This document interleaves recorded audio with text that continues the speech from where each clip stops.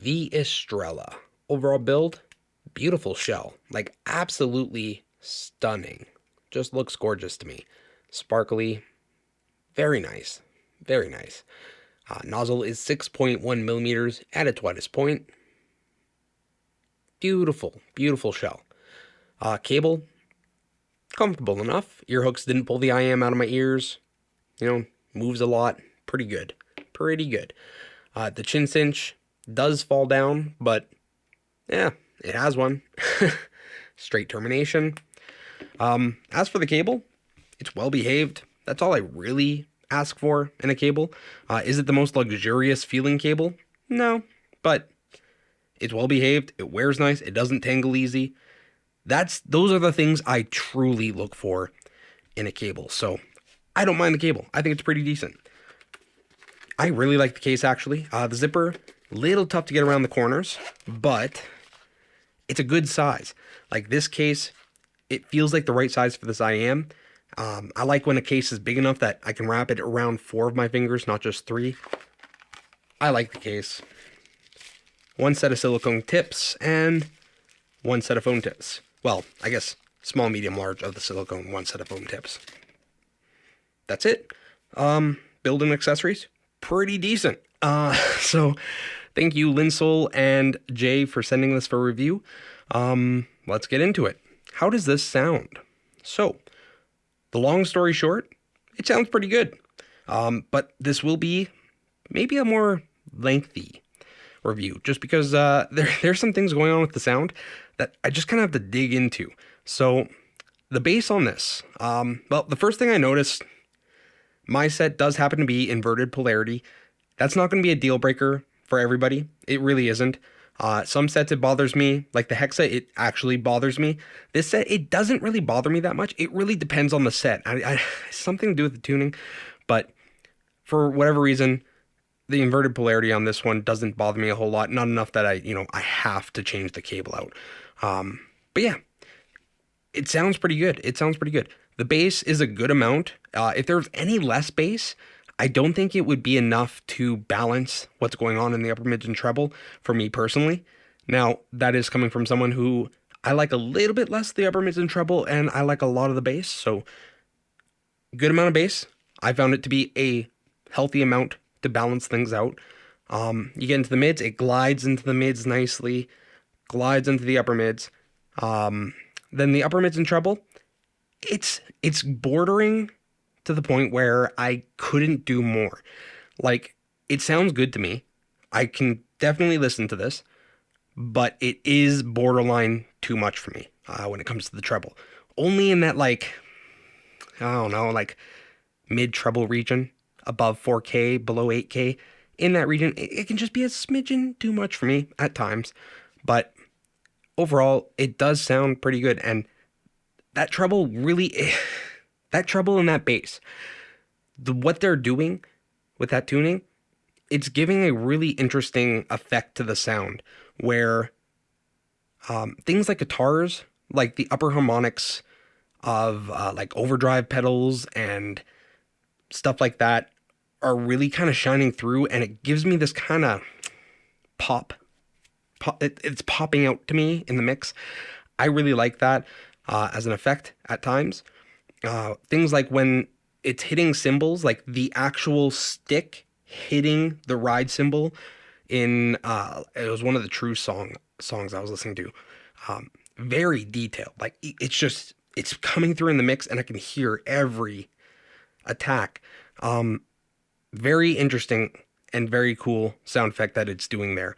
And again, without that bass to back that up, I don't know if I would like this. So it's a nice balance. And then the upper treble's not bad. I listened with foams primarily. I listen to most of my IEMs with foams primarily because that's what fits me best. But yeah, overall, I do like the sound of this. The tuning is pretty enjoyable. And it has an interesting sound to it. Like, it really reminds me of 2 IEMs in particular. One is the ZiiGaat EM10, and the other is the Hype 10. And I don't know about the ZiiGaat EM10. I can't remember off the top of my head what that costs, but the Hype 10 is significantly more expensive than this. Like over 3 times as much. So to me, this sounds like a value pick when I compare it to sets that sound similar, that have like that similar vibe going on. This is a value pick in that sense. When I compared it to all of my favorites, so my top 5 IEMs that I listen to semi-regularly, I compared it to all of them. I think that the subjective qualities of this IEM are quite good. I was hearing, like I was saying, the way that overdrive pedals were coming through and the way that the stick was coming through, hitting the cymbal, those were things on this that weren't coming through the same on a lot of my IEMs. Now on the Meteor it did come through, but like on the Da Vinci it wasn't coming through as much, or on the CKLVX it wasn't coming through as much. So this has a very interesting presentation that it is, to me, kind of coloring the sound a little, but in an enjoyable way that I will choose to listen to at times. Talking about some music here.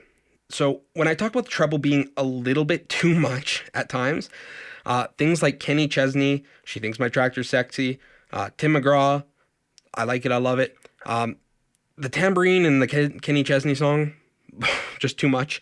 The hi-hats in the Tim McGraw song, just too much. So some recording styles just do not suit this IEM. So it's not an all-arounder for me. It's not something I can listen to every single... Like, I have a lot more skips with this IEM than I have with, say, my Meteor. My Meteor is an all-arounder. That's an IEM I could listen to any song in my library, and I would enjoy it. This is not one of those IEMs. Now, when this IEM did a song well, it did it exceptionally well, and I thoroughly enjoyed my time. So with songs like Lights, Easy Money, 21 Pilots, Saturday,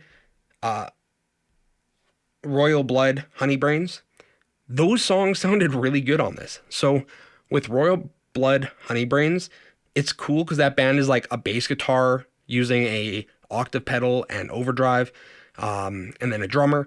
And because of how this portrays overdrive pedals, the bass guitars sounded so cool. Like, so cool. Just sounded really good. When it came to Lights, Easy Money, I found with female vocals, this was sounding very nice. It had, because of that little bit of extra treble and how it was, female vocals were coming through quite nicely with a decent amount of bass to back it up. And with anything that was not real instruments, like, like pop stuff, sound effects, things like that, I found that this did exceptionally well. Like, exceptionally well. So this was very good for pop for me. Really enjoyed it with Lights. 21 Pilots, it was kind of the same story, because there's a lot of pop type music going on there. I found it very enjoyable. Very enjoyable. When I was listening to the Trues, I would rather listen to something like the Da Vinci or Meteor, the SL-41, even the CKLVX, all of those sets I did prefer for things like rock and roll when I was listening to the Trues, or old country, or anything that was kind of that, rock bass music. But I did really enjoy my time with this IEM. So yeah, that's kind of that. Where I would personally place this is probably it's going to be in my top 10 of IEMs that I own, and I own quite a few IEMs, quite a few IEMs at this point. So it's in my top 10. I will be listening to this on occasion. It's not something that I will throw in a drawer and never listen to again. It will get listening time. I do enjoy it, and for $300, I think it's a strong competitor. I do, especially when you look at it compared to, say, EM10 and the Hype 10. It does sound like a strong competitor when kind of comparing to those IEMs. So overall, I like it. I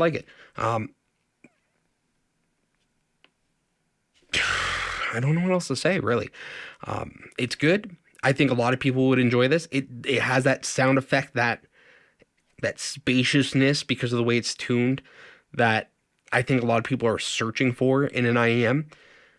Me personally, it's not an everyday listen. It's not an all-arounder. It's not something I will be reaching for every single day, but I will, in fact, reach for it on occasion. So it gets a thumbs up for me. I think it's good. I enjoy listening to it. $300 IEMs are getting crazy good. Under $500 right now.